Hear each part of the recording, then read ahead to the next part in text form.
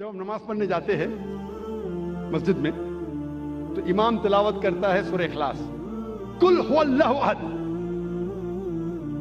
کہو کہ اللہ ایک ہے۔ ہر مسلمان جو مسجد میں نماز پڑھنے آتا ہے، میں آپ سے پوچھنا چاہتا ہوں وہ کتنے اللہ میں مانتا ہے؟ جو مسلمان مسجد میں نماز پڑھنے آتا ہے کتنے اللہ میں مانتا ہے؟ ایک میں۔ ایک بھی مسلمان نے جو دو اللہ میں مانتا ہے، تو یہ قاری صاحب کس کو بول رہے ہیں؟ اللہ کیا کہہ رہا ہے ہم سے؟ اللہ کہہ رہا ہے کل، کہو، کل ہو اللہ احد، کہو کہ اللہ ایک ہے۔ کن سے؟ مسلمانوں سے نہیں، وہ لوگوں سے جو لوگ ایک اللہ میں نہیں مانتے۔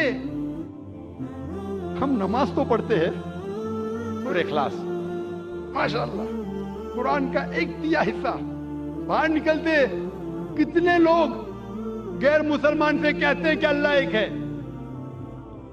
اتنا بڑا مجمع ہے، کروڑوں لوگ اس تقریر کو لائیو دیکھ رہے ہیں۔ میں پوچھنا چاہتا ہوں کہ اپنی زندگی میں آپ نے کتنی بار سورہ اخلاص کی تلاوت کی ہوں گی؟ کتنے بار؟ کتنے بار؟ کتنے بار؟ کتنے بار؟ ہاں، بے شمار۔ کوئی بولیں گا ہزاروں بار۔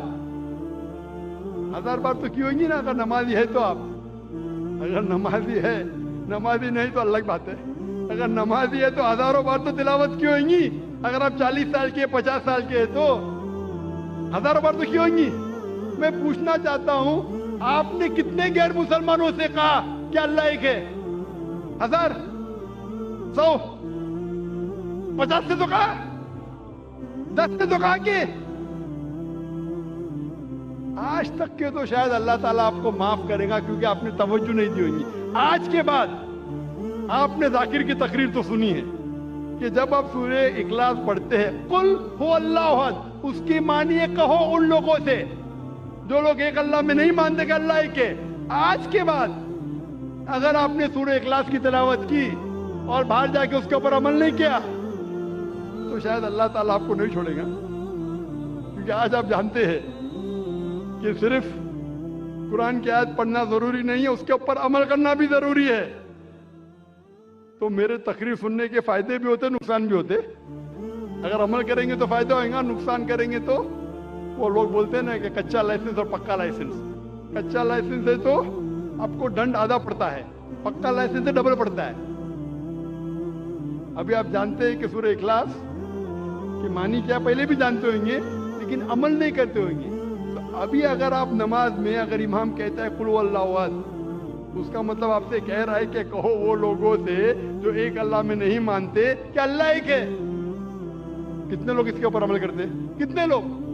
ایک آپ کا ایک ملازم ہے، بہت ملازم جو وقت کا بہت پابند ہے، برابر ٹائم پہ آتا ہے، بہت آپ کی تعریف کرتا ہے، برابر ٹائم پہ آتا ہے، ٹائم پہ جاتا ہے، آپ کی تعریف کرتا ہے۔ آپ بولتے بھائی صاحب ذرا پانی کا گلاس لے کے آؤ، وہ بولتا ہے میرا مالک بہت اچھا ہے، بہت دیالو ہے، لیکن پانی کا گلاس نہیں لے کے آتا ہے۔ بہت تعریف کے پل باندھ رہا ہے، ہاتھ جوڑ کے آپ کے سامنے کھڑا ہے۔ آپ بولیں گے یہ خط میرے دوست کو پہنچاؤ، میرا مالک بہت اچھا ہے، میرا مالک بہت مہان ہے، تعریف کر رہا ہے، ہاتھ باندھ کے سر جھکائے کھڑا ہے، آپ کا کہنا نہیں مانتا ہے۔ آپ کیا کریں گے؟ اس کی سیلری بڑھائیں گے؟ آپ اس کو بونس دیں گے؟ کیا کریں گے؟ کیا کریں گے؟ اسی طریقے سے افسوس کی بات ہے، اکثر ہم کہتے ہیں کہ اللہ سے محبت کرتے ہیں، کہتے ہیں تعریف کرتے، اللہ اکبر، تعریف تو بہت کرتے ہیں، لیکن کیا اللہ کا کہنا مانتے؟ عبادت کا مطلب بندگی، اللہ جو حکم دے رہا ہے ہمیں اس کے اوپر عمل کرنے کو کہتے ہیں بندگی۔ وہ تو اللہ کے رسول کی حدیث ہے، اسی لیے ہم مسلمان بچ گئے۔ اللہ کے رسول فرماتے کہ وہ اللہ کی رحمت کے بنا کوئی بھی انسان جنت میں نہیں جا سکتا، صرف عمل پہ۔ اگر ہمارے اعمال کے ذریعے ہم صرف جنت میں جائیں گے تو ایک بھی انسان دنیا میں جنت میں نہیں جائے گا۔ ایک صحابہ اللہ کے رسول سے پوچھتے یا اللہ کے رسول کیا آپ بھی؟ تو وہ کہتے ہاں میں بھی.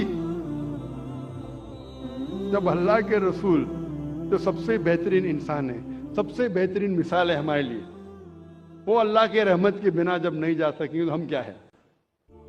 اسی لیے اللہ کی رحمت ہے, وہ رحمان اور رحیم, اس لیے ہم بچ گئے. تو صرف لپ سروس سے کام نہیں چلے گا. میں ایک مثال دیتا ہوں. آپ بیمار ہوتے ہیں تو کس کے پاس جاتے ہیں آپ؟ ڈاکٹر کے پاس. آسان سوال, آسان جواب, اس کے لیے کوئی ریوارڈ نہیں. آپ جاتے ہیں ڈاکٹر کے پاس, ڈاکٹر آپ کو پرسکرپشن دیتا ہے 3 بار دوا لو. صبح کو بریکفاسٹ کے بعد, ناشتے کے بعد دوا لو, دوپہر کو لنچ کے بعد دوا لو, اور رات کو ڈنر کے بعد دوا لو.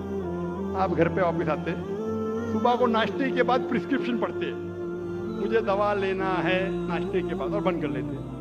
دوپہر کو پھر سے کھولتے کہ مجھے دوا لینا ہے لنچ کے بعد, پھر سے بند کر لیتے. پھر ڈنر کو پھر سے کھولتے, پھر سے پڑھتے, لیکن دوا نہیں لیتے. کیا آپ کی بیماری دور ہوگی؟ وہ ہم مسلمان کرتے, پڑھ رہے ختم قرآن,